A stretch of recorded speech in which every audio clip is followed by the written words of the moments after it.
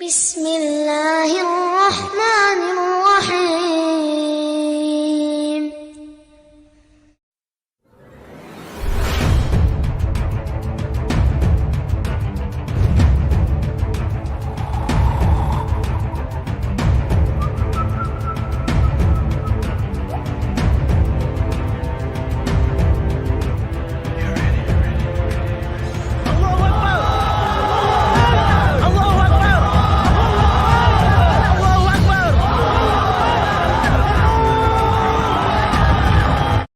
Mana ada bangsa besar tanpa akar sejarah yang kuat?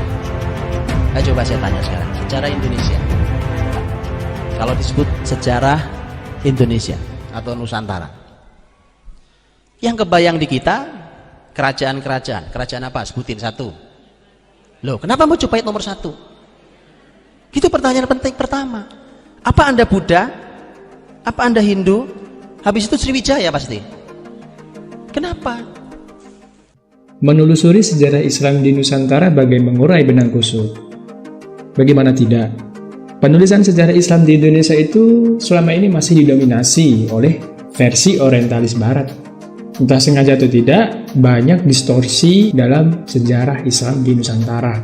Apalagi, sejarah menjadi tidak objektif karena sejarah ditulis oleh para penjajah demi kepentingan mereka dan disebarluaskan lewat kekuasaannya itu.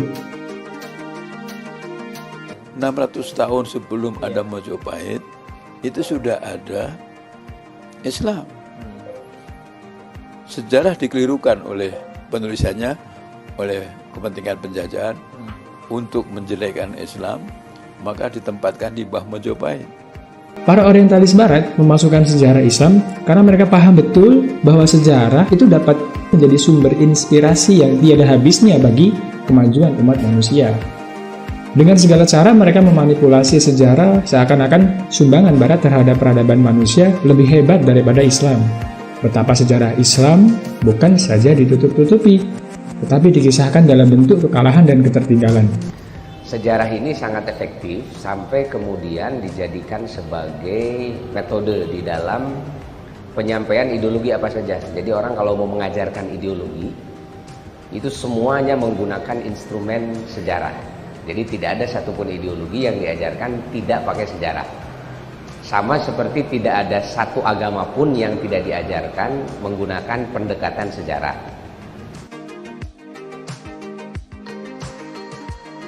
Pembodohan bisa direkayasa lewat sejarah. Lihat sejarah Islam di Nusantara misalnya yang tidak pernah sungguh-sungguh menggambarkan kejayaan kerajaan Islam seperti Samudra Pasai, Ternate, Tidore, serta pengislaman Papua oleh kerajaan Bacan.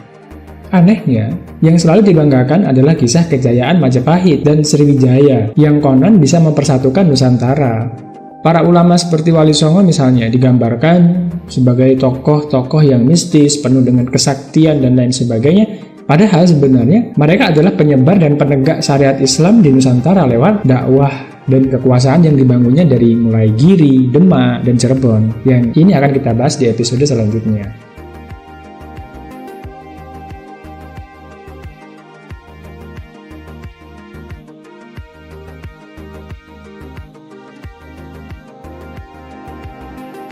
Contoh lain adalah tentang kebangkitan nasional yang dipelopori oleh organisasi Budi Utomo. Padahal sebelum itu, Syarikat Dagang Islam atau SDI telah didirikan 3 tahun lebih awal daripada Budi Utomo. Organisasi ini menjadi syarikat Islam yang kemudian dipimpin oleh Hos Cokro Aminoto, di mana syarikat Islam adalah organisasi yang terbuka untuk seluruh rakyat Indonesia dari segala lapisan yang mayoritas beragama Islam pada saat itu.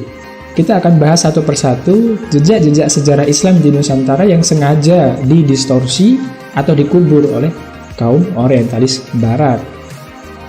Di antara kekeliruan-kekeliruan dari penulisan sejarah versi orientalis barat tersebut, kita catat misalnya yang pertama, Islam masuk ke Nusantara pada abad ke-13 Masehi. Hal ini didasarkan oleh teori Gujarat. Teori ini dipelopori oleh Sunut Hurgron, seorang orientalis barat yang masuk Islam kemudian bertujuan untuk menghancurkan Islam dari dalam. Yang kedua, Islam dianggap sebagai pemecah belah Nusantara yang pada saat itu berdiri kerajaan Majapahit. Nah, kawan-kawan, apakah benar anggapan orientalis barat ini terhadap Islam di Nusantara? Kita simak paparan kali ini yang akan membahas tentang bagaimana sebenarnya Islam masuk ke Nusantara. Ya, ternyata Islam datang ke Nusantara ini itu bukan di abad ke-14. Awas, hati-hati, bukan di abad ke-14.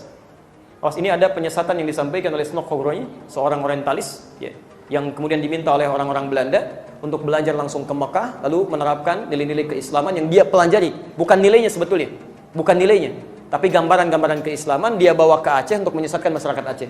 Di antara pendapatnya mengatakan bahwa Islam itu masuk ke Nusantara di abad ke-14. Islam itu bukan pada zaman Mojopahit sudah tidak ada. Islam menurut catatan sejarah Cina, berita Cina, Dinasti Tang menuliskan tahun 674 itu Islam sudah ada di pantai barat Sumatera. Jadi 632 itu Rasul wafat. 674 itu Cina menuliskan bahwa di Indonesia sudah ada Islam. Kalau Mojopahit itu 1294, Jauh ya ternyata. 600 tahun sebelum ada Mojopahit itu sudah ada Islam. Sejarah dikelirukan oleh penulisannya, oleh kepentingan penjajahan untuk menjelekkan Islam, maka ditempatkan di Bah Mojopahit.